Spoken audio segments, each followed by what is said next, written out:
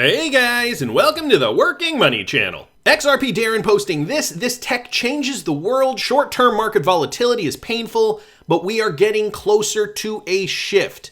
So, I get it, guys. You're looking at the market and you're thinking to yourself, oh my goodness, when is this finally going to end? We are now in a pain phase, right? Market, even though the macro trend is looking very bullish, especially for altcoins, we're not feeling it because, we aren't experiencing that same euphoria that we saw back in the spring. Remember when Bitcoin was going up, when all the altcoins were rallying up here, how everybody was feeling? That is a sentiment that I think, if you've experienced, you would remember. And, then we saw the market decline. We kind of felt it again over here for Bitcoin. But, most of the altcoins did gain much of their price accumulation in this area here. So this is the thing, right? Now we're experiencing this downtrend, which happens in every market. Fact of the matter remains, though, Bitcoin is still holding this level. So this is Bitcoin on the daily, and it's trading right now at about $41,600. So still maintaining this level of support, critical. We don't know what's going to happen next. Even if Bitcoin does go to here, 28.5, 29,000, give or take, this is the absolute last call. If we did see Bitcoin go down to this level and rebound up, that would be a very interesting situation, wouldn't it? Chances are, though, if it does get to this level, the 29,000, and break through, that would be bearish, right? There still is time, though, and there still is hope, right? The altcoins have not really rallied. They really have not experienced the same kind of thing that we saw back in 2017 when Bitcoin price finally topped. Then we saw altcoins take off one at a time. XRP started its thing by mid-December, December 11th, give or take. And it only took 3 weeks, okay? Let me remind you guys, it only did take 3 weeks for XRP to get from about 23 cents, 22, 23 cents, all the way to its all-time high at about $3 and change. On this exchange, it was $3.32. On other exchanges, it was $3.84. I believe Coinbase, it was $3.84. And so it's a waiting game, right? Q1, 2022, that's what we're in right now. But, it ends in March 31st, 2021. Some are saying we could see this extended bull run extend all the way into Q2. So not quite halfway through 2022, but, the first half, I guess, of the second quarter, 2022. An extended bull run, not out of the ordinary, considering what we have seen for Bitcoin in the past. I've demonstrated this on this channel in the past, just this idea that, in the bull run of 2013, we did see it took roughly, here, I have it on the monthly, but if I throw it on the daily, we can see how many days it took. Let me just do this real quick for you guys here, if you have not seen this exercise. So bull run of 2013, right? Getting up there, it took 740 some odd days to get from the bottom over here to the top. Then if we look at the bull run of 2017, getting right from the bottom there to the top of the market took about 1,068 days, give or take. I'm not being too accurate here, but I think you guys get the gist. And then if we take from the bottom of this rally all the way to where we are today, if we were to say that is the top, $69,000, we are still hovering at about 1,066 days, give or take. And so this one here also took roughly the same amount of time. So what I'm suggesting is that there is still more time to go. Moving into the first or second quarter of 2022 would not be unusual, which would mean perhaps, Bitcoin would finally see that high. And then that would be the time that we'd see that retracement back to the 702, and then finally bears would continue from there. So just something to be paying attention to. Of course, I did not talk about XRP price, although it is still holding right now, trading at about 74.3. So 0.743, still holding that resistance level. Wanted to keep going though, guys, because this is the macro outlook. This from Dan Tapiro, most bullish macro backdrop in 75 years. Booming economy supported by massive negative real rates. Fed will never equalize rates with inflation. Stay long on stocks, Bitcoin, and Ethereum.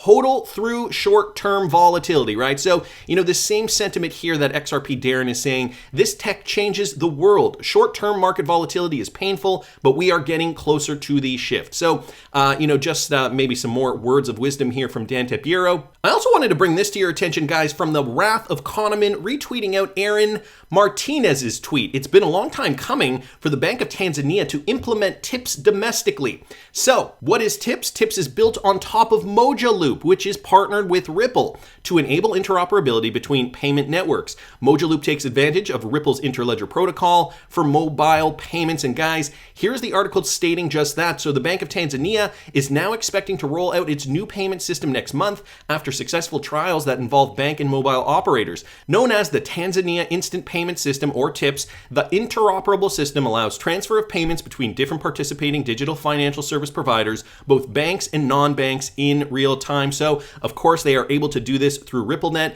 The BOT, which started operating the pilot project of the system since last June, has confirmed that it's expecting to roll out the system in February. So 1 month away. BOT's National Payment System Director, Mr. Bernard Daddy, told the Citizen that they were supposed to roll out the system last month, but it was postponed till February of this year. We started with a pilot project in June that took on board 3 banks and 2 mobile companies, Airtel and Tigo, he said, adding that Vodacom are expected to follow soon. He said TIPS will enable interoperability of digital financial services among payment service providers to make the transaction experience cost-effective and secure. So guys, sounds like they will be utilizing RippleNet, and I'm not entirely sure if in Tanzania XRP is able to be used. So sourcing ODL, if it is indeed legal to use XRP in Tanzania, I'm sure, we haven't really heard too much about that particular country or Africa in general. That is still an untapped market. Remittances, though, very, very popular there. We have heard a little bit about Africa with regards to Flutterwave, for example, another Ripple-enabled company that has permeated Africa with DLT technology, making digital payments easy for the citizens of that continent. Anyway, great news here. Of course, Wrath Economist also giving us some great sources here with regards to Mojaloop, and also the document here stating that this was originally slated for last year. Just to kind of reiterate that, since the Bill and Melinda Gates Foundation launched an open source banking code project called Mojaloop at Swift's Sibos conference in Toronto in 2017, adoption has been rather slow. Orange Group, though, one of the world's leading telecommunications operator, and MTN Group, Africa's leading cellular communications company, have launched Mowali, a mobile wallet, and the Tanzanian payment system TIPS, which I was just talking about, announced in February. They are also using Mojaloop. So there's the connection there. TIPS, Mojaloop, of course. We've talked a lot about Mojaloop and the connection to the Bill and Melinda Gates Foundation and that connection to Ripple. So now the new Bank of Tanzania payment system set to roll out will be running through Mojaloop, which indeed is Ripple enabled. Want to continue though, guys? XRP Crypto Wolf here posting this, and this information is from an article that was a few years old now, but it's interesting to note because there was a 2022 projection in this particular Ripple document. There is $10 to $15 trillion in global SME cross-border payment flows, and this is only one of the many industries Ripple and XRP are going after. And so he brought up the screen grabs here. I have the document actually up here. So 10 to 15 trillion SME cross-border payment inflows, 100 to 150 billion revenue opportunity in largest emerging market corridors. And again, I will link this in the description here, just some of the countries where there is revenue opportunity in high margin emerging markets in the billions. So a lot in South America. No data on Africa, but we got Europe here and Southeast Asia, and not too much in the Middle East region. But just down here, you can see emerging market growth opportunities. So this document, I believe, was released in 2019, but they are projecting here for 2022 the kinds of numbers that we are going to see. So we're right at the beginning of 2022. SMEs' needs are specialized and largely unmet by traditional systems. And so it's interesting because this document was released before the beer flu pandemic took place, kind of putting a stranglehold on world economies, yet Ripple already predicting, and maybe I'll just give them the benefit of the doubt. Maybe this was already pre-projected from before the pandemic, but needless to say, I think that the beer flu, a very important catalyst to get this up and moving. I think you know where I'm going with that. Anyway, wanted to thank XRP Crypto Wolf for posting that. Also wanted to mention this, guys, just a tweet that was sent to me by DJ Peter Vass from CSC for All. Now, this just kind of, I think, speaks to the domino effect, that snowball effect, in where other companies are looking to what Ripple has been doing over the last several years, and now they are looking to catch up. So settle to take part in asset tokenization pilot with Swift and other market participants. Again, this was from last month, just a couple of weeks ago, but I think it's important to note, Settle is proud to announce that it will be working with Swift on an innovation pilot as the cooperative explores how it can support interoperability in the development of the tokenized asset market. So I think very quickly Swift is realizing that their GPI system not going to be good enough. In a series of experiments early next year, Settle, Swift, Clearstream, Northern Trust, and other market participants will explore the issuance, delivery versus payment, and the redemption processes to support a frictionless and seamless tokenized asset market, literally exactly what Ripple has been doing for the last several years. The experiments will use both established forms of payment and central bank digital currencies. The experiments will take place in Q1 of 2022, so within the next 3 months, and the results will be shared afterwards with the financial community. So isn't this interesting, right? You know, we have Ripple doing what they're doing, and, you know, by and large, essentially, Swift criticizing them back in 2017, 2018, saying, you know, nobody's gonna do this. You guys are small potatoes. We have all the business. In the financial industry, banks, you know, they are very, very reluctant to change. If something works, why fix it? Yet, fast forward several years, and here we are, Swift, partnering with Settle. And for those of you guys who do not know, another little tidbit of information here. Interesting to note that Marjan Delantine, who once was the business director at Swift between November 2015 and December 2016, also worked at Swift before that in different roles, but she was at Swift, then she moved as the global head of banking for Ripple full-time, March 2017 to August 2020. So left there in 2020, now she is the managing director for payments at Settle, full-time from January last year, so she's been there about a year now. Interesting to note those connections, I think, and so, you know, Swift looking to help this move forward. Bearable Guy has been saying this now for years, the domino effect that Ripple is going to set off, or should I say the snowball effect. You know, he posted this years ago now, and, you know, many of us were wondering, is it the snowball effect, XRP, Ripple, they're going to really be the catalyst? Really? Sure enough, we fast forward to today, and, you know, this is what we are seeing. Of course, Swift has to catch up, even though they did have the upper hand in 2018, 2019. Anyway, wanted to thank CSC for All here for posting that, and DJ Peter Vass for bringing that to my attention. Also wanted to bring this up, guys, from Crypto Knowledge, Utility, Speculation, and Liquidity, XRP. XRP is destined to have an extreme liquid market with huge volumes.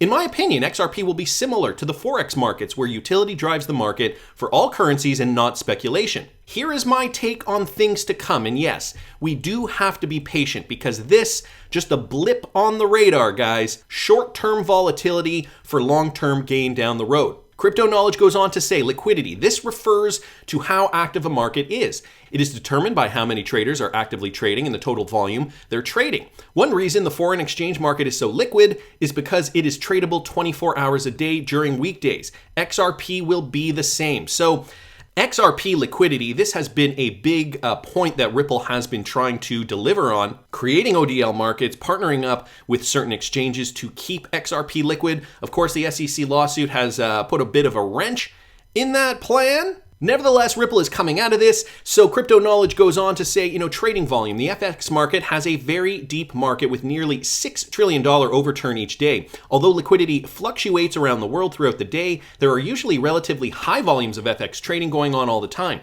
XRP will have similar behavior. So he's just likening FX to XRP and why XRP is going to be that mechanism to transfer value around the world. He goes on to say volatility. Now, you know, in a spec market, we need volatility, right? We need volatility to make money. We need to see that price skyrocket up to sell and plummet back down to buy, right? Well, he's saying at a point, volatility, this is the measure of how drastically a market's prices change. A market's liquidity has a big impact on how volatile the market's prices are. Lower liquidity, so right now we're experiencing low liquidity for XRP, usually results in a more volatile market and causes prices to change drastically. Higher liquidity usually creates a less volatile market in which prices don't fluctuate as drastically. This will be the same for XRP and why I believe its price will be high and stable, unlike what we have experienced with the likes of Bitcoin and crypto for the past decade. So this whole theory that XRP price will one day skyrocket to 2 digits, 3 digits, 4 digits, what have you, and at a point, guys, it will stay relatively stable. because of the liquidity, because so many people will be using it at that point. It will be a stable price, and those who bought in obviously at 20, 30, 40, 50 cents, under a dollar, will of course come out like bandits. He finalizes this tweet thread by saying stability. Liquid markets such as Forex tend to move in smaller increments because their high liquidity results in lower volatility. More traders trading at the same time usually results in the price making small movements up and down. And so he's likening it to Forex. That is what we see in traditional currencies. Well, if XRP is indeed the standard, it will be the same way. Very, very liquid. Ripple has been wanting to do this from the beginning, utilizing that cryptocurrency to transfer value across the world. Of course, David Schwartz has also talked about this idea that, XRP, it does need to be a high price in order to transact in large volumes. This is an older tweet from 2017. I know many of you guys have seen this one. He also mentions this in 2017. A higher price will mean that a similarly sized cell will produce less volatility. So going back to that point of volatility. So a higher price could mean lower cost to hold XRP. So long as XRP's general price direction is up, the volatility can be hedged without much difficulty. So he says, when Bitcoins sold for $1, and this is a classic example here, you couldn't really use them to buy or sell a house. Now you can, because bigger transactions require bigger value. The higher the price of XRP, the larger the payments Ripple can target. Essentially saying the market needs to be liquid and XRP needs to be at a high price. Price stability is also going to be key for those financial institutions and other businesses who want to transact with XRP. So David Schwartz has been saying this since 2017. The price will go up, guys, and when the price is up, it will remain stable. At least that's the idea. That's what they're trying to get at here. Also wanted to bring this to you guys from Anders L here on Twitter, why I'm super bullish on XRP right now. It was confirmed that when they mention instant settlement, that has to include XRP and RippleNet. And we've heard a lot more about instant settlement coming into 2022. I think this is going to be a really important part for cross-border transactions. I wasn't sure if it could be achieved with traditional Nostro and Vostro, but apparently not. It has to include XRP. Capitalizing the word has. So he just posted this screen grab from Matt Hamilton. Matt does work at Ripple currently. He's been part of the XRP community for years now, but currently does work at Ripple. Correct, Xcurrent is just a messaging system. So just talking about messaging versus real settlement. ODL, XRapid does do real settlement. It happens in real time, right? This coming from Anders L. When using correspondent banks, that is. Not necessarily. I guess it is up to the banks. Given the very nature of correspondent banking, I doubt it would be real time in any sense of the word. In any sense of the word, I'd recognize. Well, Anders L. continues on by saying Finastra has a solution called RippleNet via Fusion Total Messaging, where Finastra's customers can implement RippleNet. It's clear that emphasis is on instant settlement. It thus has to mean settling using XRP. So just posting that Finastra document, instant settlement to transact in seconds instead of days. That is a big selling point, as you see being highlighted. Finastra, as we know it, is huge. 10,000 customers, 90 of the world's largest banks are Finastra customers. They have over 10,000 employees with a target processing time of 1 million transactions per hour. And so you can see that from just down here. Think about all those transactions, okay? If you do some calculations, that would mean 277 transactions per second. For reference, if you cut down the amount of SWIFT payments being sent, that would be around 470 per second globally. Just another screen grab, 10,000 employees and over 10,000 customers, including 48 of the top 50 banks globally. This coming from Finastra themselves. This is how I believe mass adoption of XRP is done in the banking system. Signing up one customer at a time takes too long, which was Ripple's strategy back in 2017, 2018, part of 2019. In 2019, they kind of pivoted and started with, for example, the MoneyGram partnership, which didn't last too long. Nevertheless, Ripple still onboarding customers, and those customers now, as I've been saying, in 2021, RippleNet customers forming other partnerships, the secondary and tertiary partnerships with new companies, and just growing. In some of these cases, these companies were Ripple enabled, and they were in fact buying out or merging with these other companies to get even bigger. So this is part of the flywheel effect. The more the network is going to be used, the more valuable it will be. And so just down here, it reminds me of another strategy that we've heard about, but instead of SWIFT, we have Finastra's customers who have easy access to RippleNet. Finastra handles integration of RippleNet to banks. This is how you get the mass adoption of ODL by banks. And guys, this screen grab from Joel Katz, David Schwartz, my dream scenario, what he says, my dream scenario is Swift makes a deal with Ripple where all their banks get to use RippleNet for free, maybe even paying Swift. Fits our XRP strategy perfectly. So, even just with this tweet here from David Schwartz, it is very, very apparent that Ripple is going after all of Swift's market share. This is why we are seeing them partner with Settle to really kind of figure out what the heck are we going to do, guys. We have to do this before it is too late. The snowball effect, dare I say? Yeah. The wrench in the plan, the SEC versus Ripple lawsuit. This is also part of this story, guys. But Ripple is going to come out of it gloriously and victoriously. And it's not just for Finastra, others as well. But how many options do you really have if you wish to have instant settlement? How many of Volpay's solutions can bring you instant settlement? Well, here's the Volente tech document, and I will link it in the description if you guys are interested. But Volente did indeed partner with Ripple for a reason. We all know too that they are also going to be part of the Fed Now project. So that is also Ripple enabled, guys. And, just digging deep into the former tweets of David Schwartz, if you need $1 million worth of XRP to make payments, the market price would be 1 million. The price of XRP doesn't affect anything. However, higher prices mean that same-sized payments will move the market less, making them cheaper. So what is it? What? The higher the price of XRP, the better? That's Ripple's philosophy, guys, coming straight from David Schwartz from back in November 2017. That's what they have to do to make it work, and they've been on track since day one. The SEC lawsuit, a bit of a wrench in the plan, but as per Bearable, guys, latest riddle here, it looks like the king has been thwarted and XRP will go to the moon. That's just my opinion, but I want to hear what you guys think. Please subscribe to the channel if you haven't already. Like the video if you like the content I'm providing. I always love hearing your comments. See you in the next one, guys.